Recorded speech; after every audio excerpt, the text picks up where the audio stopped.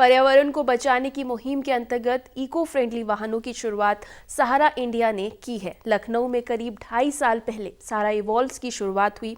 आज कोलकाता में Cosmo world B2B rental service business की शुरुआत हुई है।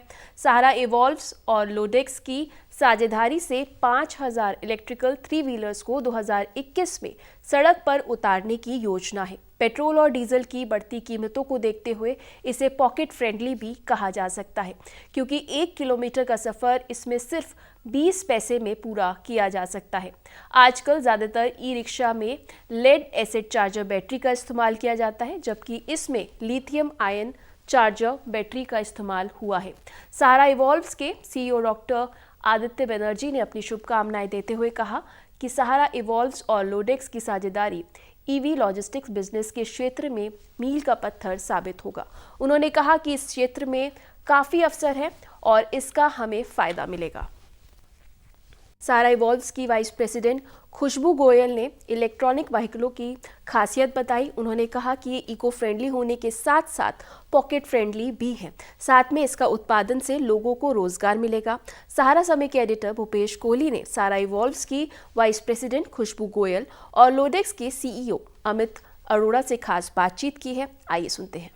इस समय की टीम मौजूद है कोलकाता में। आपको बता दें, सहारा इंडिया परिवार की बड़ी पहल और इस पहल में सीधे पर्यावरण पर नज़र रखी जा रही है। आम लोगों के लिए ये पहल कितनी जागरूक करने वाली है और आम लोगों को इसमें कितनी भागीदारी मिलने वाली है, इन तमाम मुद्दों पर बातचीत करने के लिए हमारे साथ खुशबू गोयल मौजूद हैं, जो कि वाइस प्रेसिडेंट है सहारा इवॉल्व्स की।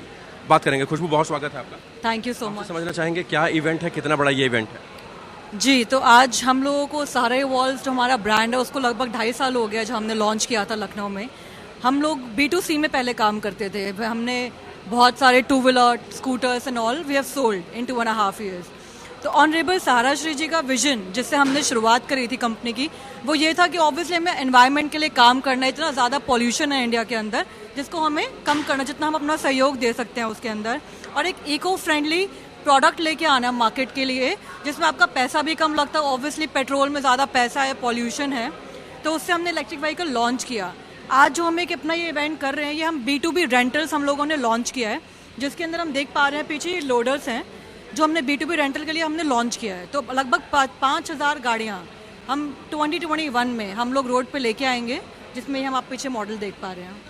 समझ रहे हैं, ये भी चाहेंगे, इंटरनेशनल क्रूड मार्केट लगातार बढ़ता जा रहा है, तेल और पेट्रोल डीजल गैस की कीमतें लगातार बढ़ती जा रही हैं। ये कितना इकोनॉमिकली लोगों को फ़ायदा देगा और मिडिल क्लास या लोअर क्लास लोगों के लिए कितना फ़ायदेमंद? जी, तो जैसे हमें पता है कि पेट्रोल के प्राइजेस अब लगभग 100-110 according to the cities and states, वो इतना बढ़ चुके हैं।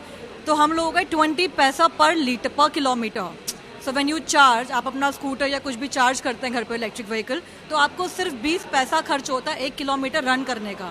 जहाँ की हम कंपैरिजन करें अगर पेट्रोल व्हीकल से, तो आपको कितना ज़्यादा पैसा खर्च करना पड़ता है। वो एनवायरनमेंट के लिए भी ख़राब है और आपकी पॉकेट फ्रेंडली भी नहीं है।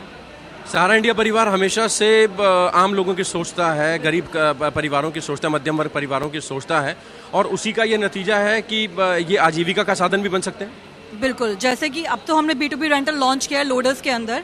जितने भी हमारे रिक्शा चालक हैं जो रिक्शा पैडल से चलाते हैं या जो इलेक्ट्रिक रिक्शा चलाते हैं, मैक्सिमम लोग लिथियम आयन नहीं चलाते हैं, लेड एसिड में लोग काम करते हैं, जिससे कि वो अपनी जो उसकी डेली की कम्यूट होता है वो बहुत कम देर के लिए रिक्शा चला पाता, क्योंकि लेड एसिड की बैटरी बहुत देर तक नहीं चलती है रोड पे।